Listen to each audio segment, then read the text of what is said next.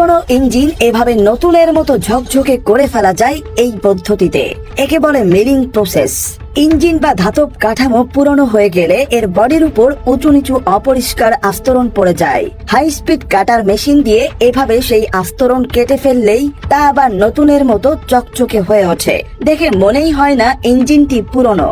মূলত এই কাটার machine engine বডির 0.05 মিলিমিটার স্তর পর্যন্ত কেটে সমান করে দেয়। Face milling, end milling, peripheral milling সহ নানা প্রকারের মিলিং প্রসেস রয়েছে। এছাড়া ভার্টিক্যাল, ইউনিভার্সাল, টারেট সহ বিভিন্ন ধরনের মিলিং মেশিনও রয়েছে।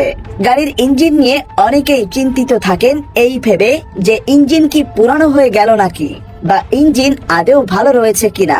তবে কয়েকটি বিষয় দেখে আপনি নিশ্চিত হতে পারবেন যে আপনার গাড়ির ইঞ্জিন ভালো নেই। গাড়ি থেকে যখন ধোঁয়া বের হয় তখন কখনোই সেটাকে ভালো লক্ষণ হিসাবে ধরা হয় না।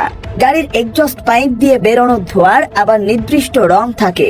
ধোঁয়ার রং দেখে আপনি বুঝতে পারবেন ঠিক কোন সমস্যা আপনার ইঞ্জিনে হচ্ছে। যেমন নীল রঙের ধোঁয়া বের হলে বুঝবেন ইঞ্জিনের ভেতর থেকে তেল অন্য কোনো ভাবে বের হচ্ছে এবং জ্বালানির সঙ্গে জ্বলছে। এটি বন্ধ করতে সবসময় আপনার ক্রাঙ্ক কেসে ইঞ্জিন অয়েল দিয়ে রাখতে হবে। সবচেয়ে ভালো হয় যদি গাড়িটি কোনো মেকানিকের কাছে নিয়ে লিকেজ সারিয়ে তোলেন। যদি গাড়ির হুডের নিচ থেকে ধোঁয়া বের হয় তাহলে বুঝতে হবে আপনার গাড়ির ইঞ্জিন অতিরিক্ত গরম হয়ে গেছে।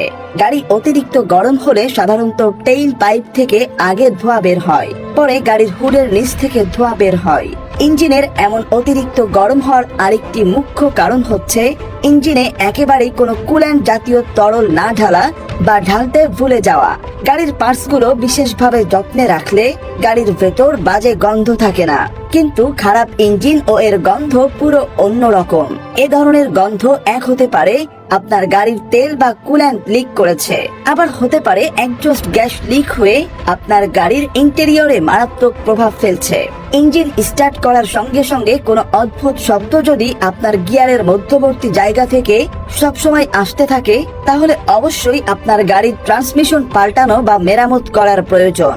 গাড়িতে কোনো রকম অস্বাভাবিক নড়াচড়া, হঠাৎ থেমে যাওয়া ইত্যাদি লক্ষ্য করলে বুঝে নেবেন গাড়িতে ইঞ্জিন জনিত সমস্যা রয়েছে। এ ধরনের সমস্যা হয় নষ্ট স্পার্ক প্লাগ, জ্বালানি পাইপে ময়লা অথবা গাড়ির প্রধান নিয়ন্ত্রণ পার্টসে কোনো সমস্যা ইত্যাদি কারণে। গাড়ি চালানো শেখার সময় আপনাকে গাড়ির লাইট নিয়ে ভালো ধারণা নিতে হবে। সবসময় লক্ষ্য রাখবেন গাড়ি থেকে নামার সময় কোনো লাইট জ্বলে রয়েছে কিনা। গাড়ি স্টার্ট নেওয়ার সময় যদি অনেকবার লাইটগুলো জ্বলে আর নেভে তাহলে বুঝে নিতে হবে গাড়ির কম্পিউটার চেক নিচ্ছে কোথাও কোনো সমস্যা রয়েছে কিনা।